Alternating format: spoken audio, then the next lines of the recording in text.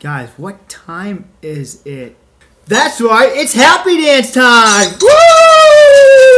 Woo! Yeah!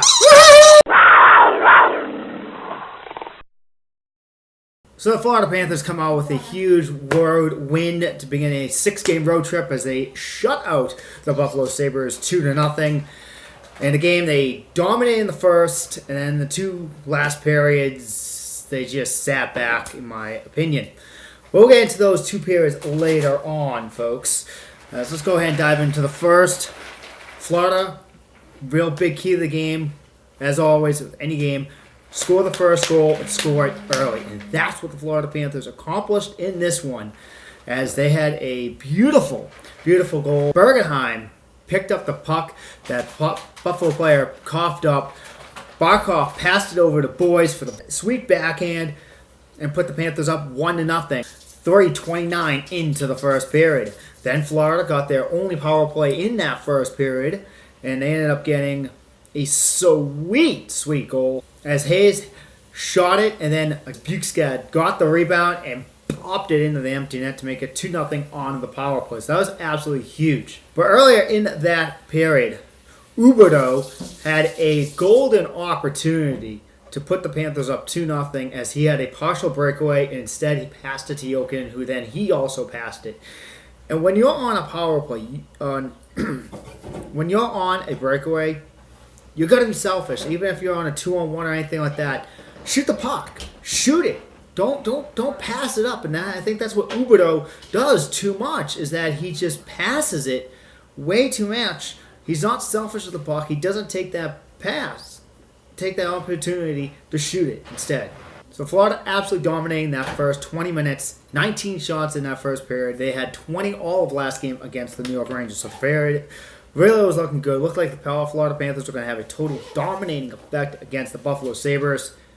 But then they just seemed to sit back in the last two periods. As unfortunately in the second period, I was stuck watching the Buffalo Sabres feed. And as you know, their announcer is Ryan Jeanette. And he just talks in this monotone voice. I just don't sense any excitement from him. He's like, I'll give you an example how he sounds, okay? Huberdeau takes the shot, it stopped. Bukestad with the rebound, shot, and it's saved yet again. It's horrible. And then what he actually did with Bukestad name, he said Bloopstad. I'm like us Panther fans, we have to deal with Denny Poppin, and he's made some comical errors with names and stuff like that, but Bluestad? Okay. That was weird. So in the third, again, Florida sat back. Buffalo applied the pressure. They had an opportunity in the last minute, Buffalo. They pulled their goaltender with 3 minutes left. Florida ended up giving a tripping penalty, a.k.a. should have been a dive, also on the Buffalo player, but they didn't call that. But Buffalo still hung on to the puck. It was like, what are you doing? You have a chance to go 6-on-4. Why would you not let the Florida Panthers touch the puck? Buffalo had the puck for a good 3 seconds. How do you do that? That is just poor management by the team for Buffalo. And I was dumbfounded. I'm like, okay, that helped us out. As Florida hung on, killed out the power play. There was only 2 penalties called in the whole game. One on Florida, one on Buffalo. As Luongo gets the shutout, he has now improved in his last 6 games against the Buffalo Sabres to 6-0-0 with a goals against. Listen to this, goals against of a .67 goals against, a save percentage of .976, as he has just been dominant against these Buffalo Sabres. I wish we could play the Sabres all the time, because then, hey, guarantee pretty much almost a shutout every time and a win, as with Luongo in net.